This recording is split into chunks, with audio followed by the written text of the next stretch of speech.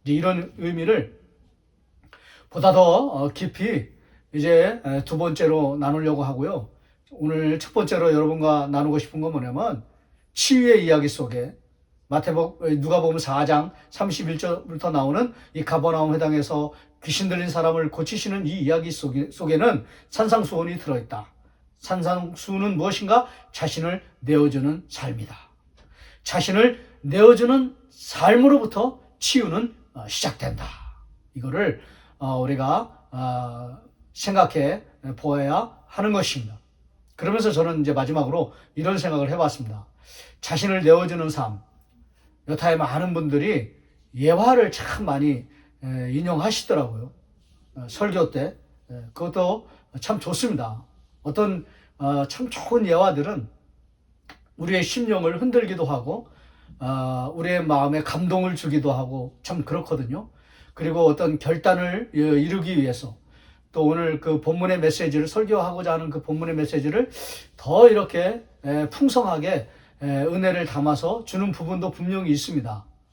그런데 저는 좀 가급적이면 성경의 이야기를 가지고 예화를 사용하는 것이 더 좋지 않겠는가.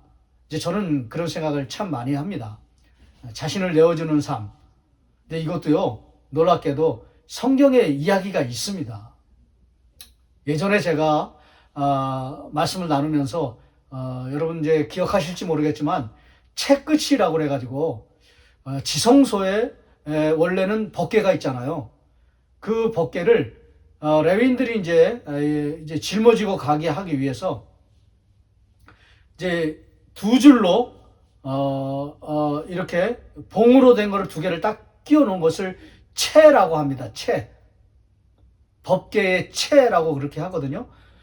근데 그 채가 원래는 지성소에만 있어야 되거든요. 그러니까 안 보이는 거예요. 그리고 지성소는 굉장히 어둡습니다. 어둠이 아니라 어두운이에요. 어둠은 죄악적인 용어고요. 죄를 많이 지는 그런 용어고요. 어두운이라고 하는 용어는요. 그거는 하나님께만 사용될 때 많이 나와요. 하나님은 어두운 곳에 계신다는 거예요. 솔로몬이 이거를 정확하게 표현하지 않습니까? 나의 주 야훼 하나님은 어두운 곳에 계시는 분이시지만 이렇게 표현하잖아요. 열왕기상 8장 11절에 아주 정확하게 표현했잖아요. 왜냐면 솔로몬이 영적인 감각이 아주 탁월할 때 성전을 지었거든요. 성전은 아무 때나 짓는 게 아니에요. 돈 있다고 되는 게 아니에요. 뭐 재료들이 많이 있다고 짓는 게 아니에요. 영적인 감각이 가장 좋을 때 성전을 지었습니다. 그게 굉장히 중요하거든요. 물론 이제 솔로몬에게 지혜를 주셨다라고 그렇게 말하는데 그 지혜도 특별히 그 솔로몬의 시대 속에 깊이 들어가서 의미를 찾으면은요, 그게 일반적인 그런 지혜가 아니라 뭐 재판 잘하는 그런 지혜가 아니라 그거는 영적 감각이에요. 하나님을 사랑하고 하나님 말씀대로 살아야 한다. 하나님께 순종해야 된다. 예배자로서 예배 잘 드리고 말씀 묵상하고 기도하고 찬양하고 하나님의 뜻대로 살려고 애쓰고 순종하는 삶을 살아야 된다. 그렇게 살지 못하는 건 악이요 죄악이다. 이거거든요. 이게 영적 감각이거든요. 영적 감각이 탁월한 거예요. 그걸 주셨어요. 그게 지혜예요. 그러니까는 솔로몬의 시대에 특별히 솔로몬에게 주신 그 지혜는 무엇이냐면 구체적으로 뭐 똑똑하고 뭐 해안이 있고 그런 게 아니라 영적 감각이에요. 하나님이 누구신가를 아는 것이고요. 하나님이 어떤 삶을 살기를 원하시는가 나에게 이제 그거거든요. 그런 영적 감각이거든요. 그것이 가장 탁월할 때 성전을 짓거든요. 근데 보니까 하나님 어두운 곳에 계세요. 어둠이 아니고 어두운 곳에 계세요. 근데 놀라운 거 뭐냐면 그 솔로몬 성전을 지으면서 한 가지 참 희한한 게 뭐냐면 그 그 봉이죠. 두 개의 봉, 양 끝에 있는 그 두 개의 봉, 그 봉이 그 두 개가 하나는 지성소 편에 있고 하나는 성소까지 나오도록 만들라는 거예요. 이거 왜 그러지? 하나님은 거룩한 신분인데 지성소에만 계셔야 되는데 어두운 곳에만 계셔야 되는데 그 어두운 곳에 지성소가 어둡다는 건 뭐냐면요, 영적으로요, 하나님이 그러신 분이라는 거예요. 하나님이 어둡고 캄캄하고 어두운 밤에 캄캄한 밤에 그런 것처럼 그런 인생을 사는 사람들을 하나님은 외면하지 아니하시고 사랑하신다는 거예요. 풍요히 여기신다는 거예요. 귀하게 보신다는 거예요. 너가 지금 캄캄한 밤중에 있느냐? 너의 인생이 어두운 곳에 있느냐? 걱정하지 말아라. 근심하지 말아라. 두려워하지 말아라. 낙심하지 말아라. 나도 어둡다. 나도 어두운 곳에 있다. 나도 캄캄한 곳에 있다. 왜? 내가 그런 너를 알기 때문이다. 그런 너를 잘 안다. 그런 너를 너무나 사랑한다. 그런 너를 너무나 축복한다. 라는 것을 보여주는 거예요. 여러분, 이게 모욕론이에요. 그냥 성막에 무슨 뭐 기구들 요거 저거 막 기둥들 요거 저거 색깔 요거 그게 그리스도를 보여준다. 그게 모욕론이 아니에요. 제가 말씀드렸잖아요. 성막론 다루면서 그런 모욕론은 너무나 식상하다는 거예요. 그냥 아주 단편적인 그런 교훈이라는 거예요. 너무 거기에 창념하지 말라는 거예요. 박철원 교수님은 오히려 그 모욕론을 좀 버리라고까지 그렇게 얘기해요. 그리고는 진짜 하나님의 본질, 진짜 성막의 본질, 그거를 좀 얘기를 해야 된다는 거예요. 그 제사법을 통해서, 그 지성소가 도대체 어떤 곳인가 그런 걸 통해서, 성소가 어떤 곳인가 그런 걸 통해서 알 수 있다는 거예요. 뭐 작은 거, 뭐 색깔 하나, 뭐 모양 하나, 식양 하나 그런 게 아니라는 거예요. 여러분, 지성소는 어두워요. 왜요? 하나님이 그런 어둡고 캄캄한 자를 너무나 사랑하신다라는 것을 보여주는 것이죠. 그런데 놀랍게도 그 법궤, 그 증거궤가 법궤죠, 법궤. 그 법궤가 그 끝이, 책 끝이 성소로 튀어나왔어요. 왜 튀어나왔을까? 열왕기상 8장 8절에 그 튀어나왔거든요. 그냥 성소에서도 볼 수 있는 거예요. 제사장도 볼 수 있는 거예요. 대제사장만 보는 게 아니라는 거예요. 제사장도 볼 수 있는 거예요. 그게 뭔지 아십니까? 왜 채끝이 성소에 나와 있는가? 원래는 나오면 안 되거든요. 근데 솔로몬이 성전을 지으면서 그거를 본 거예요. 그게 뭔지 아십니까? 하나님께서 원래는 지성소에만 계셔야 되는데 성소까지 채끝을 보이게 밖으로 빼신 거는, 그 이유는 자신을 내어주시는 삶을 사시는 분이라는 거예요. 하나님은 어떤 분이신가? 자기를 내어주시는 분이시다라는 거죠. 이제 그거를 예수 그리스도, 그 십자가, 그것을 통해서 이제 알 수 있게 되는 거죠. 여러분, 이런 놀라운 예화들이 많이 있어요. 그러니까 저는 좀 안타까운 게 뭐냐면, 성경을 좀 많이 보시면서 성경의 이야기를 가지고 예화를 하면 얼마나 좋습니까? 오늘도 얼마나 정확하게 맞습니까? 물론 모세에게 등을 보여주셨다 그랬거든요. 그것도 자기를 내어주시는 거예요. 근데 더 진짜 선명하게 보여주는 것이 무엇입니까? 자신을 내어주시는 분.